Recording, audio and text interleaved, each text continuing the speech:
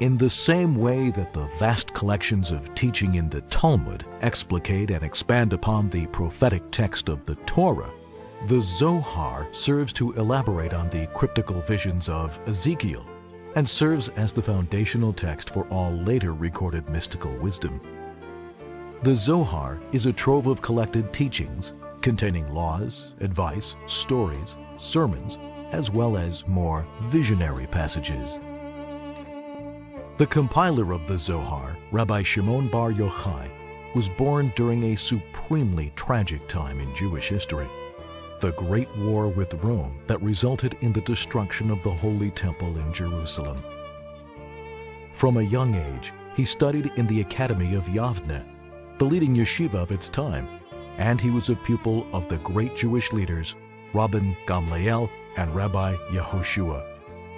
Later, Rabbi Shimon Bar Yochai was a protege of a most eminent teacher, the renowned Rabbi Akiva.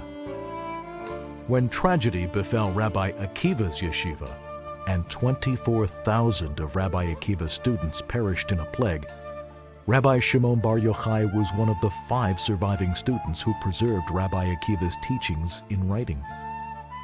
The first great treatise among the works of rabbinic literature, the Mechilta on Exodus and Sifrei on Numbers and Deuteronomy, were produced under his editorship. Semicha, rabbinical ordination, served as the mantle of legal authority since Moses.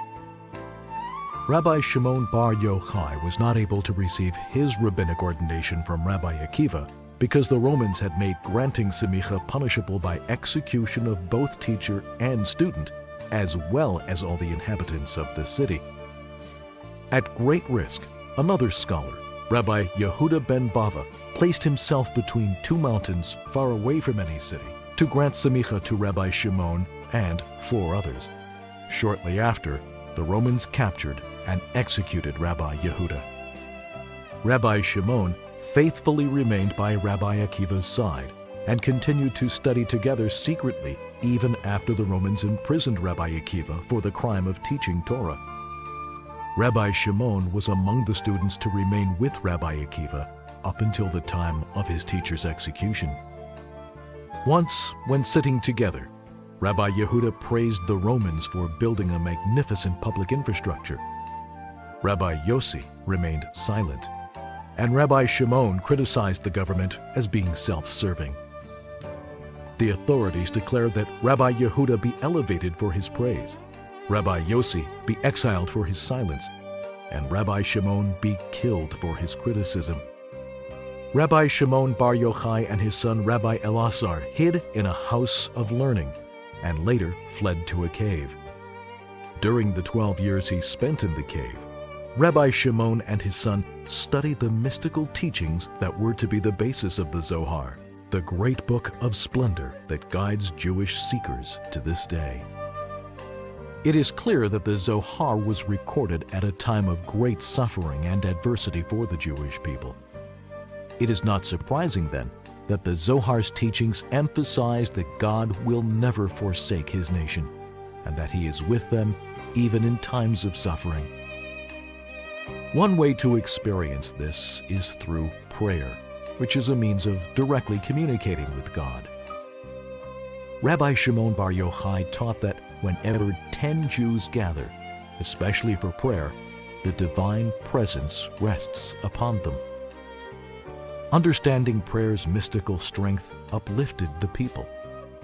Even though the temple was no longer standing and Jewish sovereignty had been lost, the connection between God and his people was unbroken. Rabbi Shimon Bar Yochai's life as a whole teaches a powerful lesson. Even when the darkness of exile engulfs the Jewish nation, God provides illumination. Out of the darkness of the Roman oppression, he revealed the brilliant radiance of the Torah's hidden wisdom.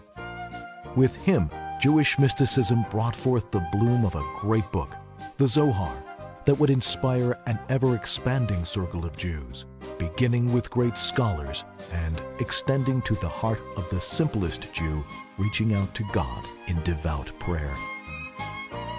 Rabbi Shimon Bar Yochai requested that the day of his death be a day of celebration rather than one of mourning, The anniversary of his passing, Lag BaOmer, is a festival celebrated by Jews around the world to this very day. In Israel, thousands travel to his graveside in Meron to light bonfires and sing and dance throughout the night.